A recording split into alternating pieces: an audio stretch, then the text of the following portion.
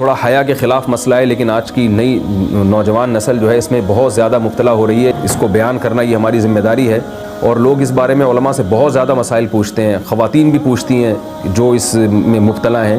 تو اس کا بھی مسئلہ یاد رکھیں. بعض مرد اپنی زوجہ کو مجبور کرتے ہیں غیر فطری طریقے سے ہم بستری کرنے پر، پچھلے راستے پر ہم بستری کرنے پر.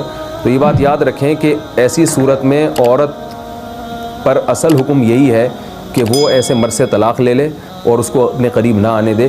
کیونکہ اس میں نقصان یہ ہوتا ہے کہ اگر عورت اس کام کی مرد کو اجازت دے دے تو کچھ وقت کے بعد اس کی اپنی نیچر تبدیل ہو جاتی ہے، اپنی فطرت بدل جاتی ہے، اور اسے اس غیر فطری کام میں لذت آنا شروع ہو جاتی ہے. تو اپنے آپ کو گندگی سے بچانا یہ بہت ضروری ہے.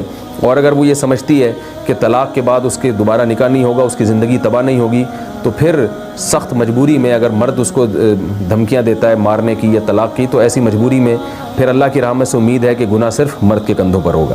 انسان جو بستری کرنے والا ہے زوجہ سے، وہ منہ میں ڈسچارج ہو جائے تو آپ سوچیں کہ اللہ تعالیٰ شرمگاہ کو گندگی سے بچا رہے ہیں، جس کی وجہ سے حیض کی حالت میں ہم بستری کو حرام قرار دیا. تو منہ جس سے انسان کھانا کھاتا ہے، جس سے کلمہ پڑھتا ہے، اور جو انسان کے جسم میں سب سے اشرف عضو ہے، سب سے زیادہ معزز اور مکرم عضو ہے، اس میں ایسی گندگی کو ڈالنا کہاں سے جائز ہو سکتا ہے، کہاں سے حلال ہو سکتا ہے؟ تو آج بعض متجدد قسم کے لوگ جو ہے نا اس کو حلال قرار دے رہے ہیں، تو یہ بالکل غلط ہے.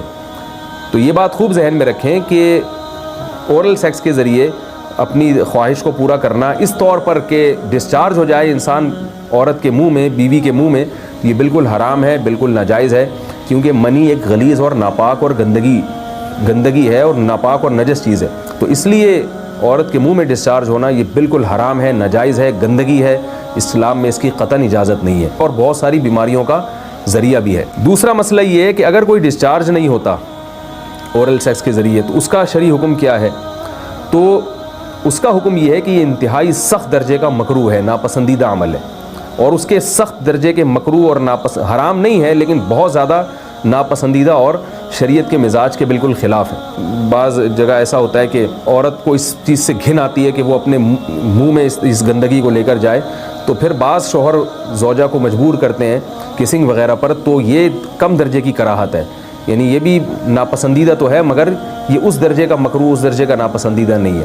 یہ اس صورت میں ہے اس کے مکروہ اور ناپسندیدہ ہونا کہ عورت اس کے لیے ذہنی طور پر آمادہ ہو. یہ بات خوب یاد رکھیں، اگر عورت کو اس عمل سے گھن آتی ہے تو پھر مرد بیوی کو اس کام پر مجبور ہرگز نہیں کر سکتا، کیونکہ یہ نکاح کے جو ایگریمنٹ ہے، مقتضیات ہیں، اس کے خلاف ہے. یعنی یہ اس میں داخل نہیں ہے.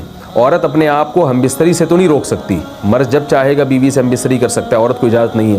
لیکن خاص اس عمل سے عورت مرد کو روک سکتی ہے اگر وہ ذہنی طور پر اس کے لیے آمادہ نہیں ہے. تو یہ جو فیملی پلاننگ والے آج جس دعوت کو لے کے چل رہے ہیں کہ بچے دو ہی اچھے، یہ جو پوری دنیا میں ایک تحریک چل رہی ہے، یہ قرآن و سنت کے 100% خلاف ہے. قرآن کے واضح نصوص اور احادیث تو اس بارے میں بہت ہی تفصیل سے ہیں.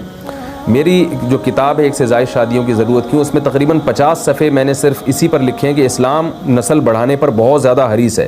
اسلام چاہتا ہے کہ مسلمانوں کی نسل بڑھے. اور اس پر جو لوگوں کے اعتراض ہوتے ہیں کہ رزق کی تنگی ہوگی، تربیت نہیں ہو سکے گی، اس تحریر میں ان تمام باتوں کے جوابات ہیں. تو وہ تحریر پڑھی جا سکتی ہے. چونکہ یہاں اس تفسیر میں اتنا زیادہ وقت نہیں ہے کہ میں اس 50 صفحوں کی تحریر کا خلاصہ آپ کے سامنے بیان کروں. اس خلاصے میں بھی اچھا خاصا وقت لگ جائے گا.